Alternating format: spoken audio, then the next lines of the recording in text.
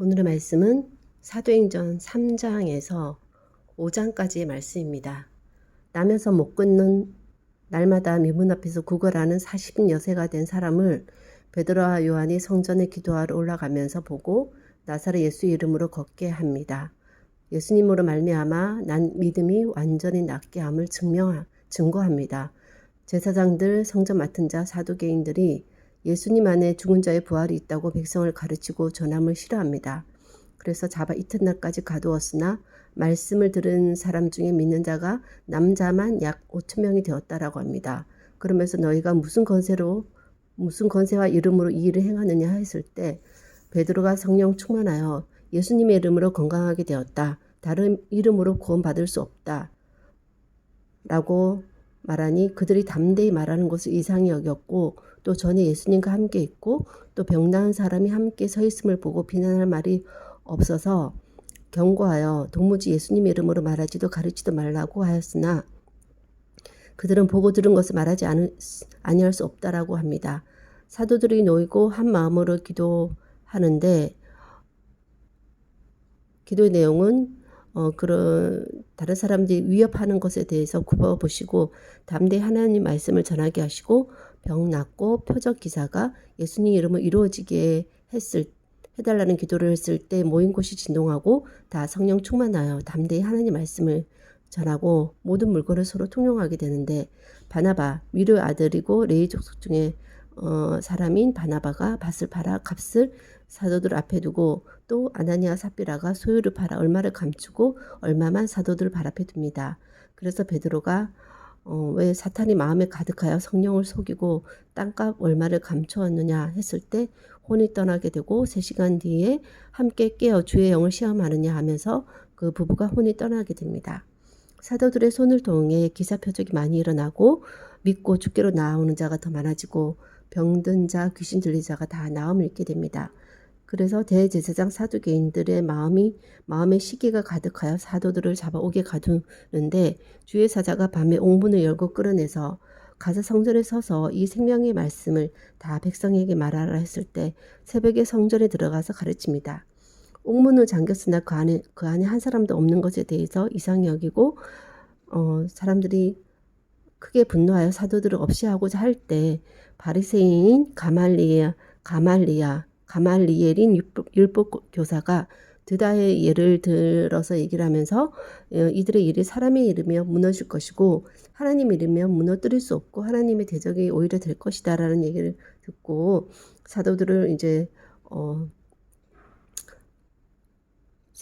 불러 채찍질하고 예수님의 이름으로 말하는 것을 금하고 놓아줬을 때 사도들은 예수의 이름을 위해서 능력받은 것에 합당한 자로 여김을 받는 것에 기뻐하고 날마다 어디서든 예수님은 그리스도라 가르치고 전도하기를 그치지 않았다는 내용입니다. 오늘의 말씀은 말 그대로 사도행전의 역사인 것 같습니다. 누가 멈추려고 해도 멈춰질 수도 없고 멈춰지지도 않고 폭발적으로 사도의 성령의 역사가 일어나는 시기인 것 같습니다. 더 직접적이고 극적인 이적이 일어나므로 양적 팽창이 이루어지고 있습니다. 대적을 할 수도 없고 오히려 그 대적하는 일이 또 다른 이적을 경험하게 해주는 일이 되어 가고 있는 상황인데 하지만 이런 일만 계속 있을 수는 없다는 생각은 듭니다. 예수님과의 터질 듯한 극적인 만남이 있은 뒤에 그 경험을 안고 부활의 주님을 다시 만날 때까지 평생 가시밭길 십자가 인생을 살아가야 하는 것이 한번 믿은 자의 인생일 것입니다. 폭발의 순간을 경험하고 이전과는 다른 삶으로 방향을 전환하여 계속 그 길을 걸어가는데 혼자 가는 것이 아닌 함께 걸어가는 것이 중요한 포인트가 될 것이라는 생각이 듭니다. 하나님 예수님이 부활하신 후에 그 예수님의 부활을 증거하는 과정 중에 일어나는 많은 성령의 역사를 통해서 믿는 자의 수가 폭발적으로 증가되어지는 부분들을 보게 됩니다.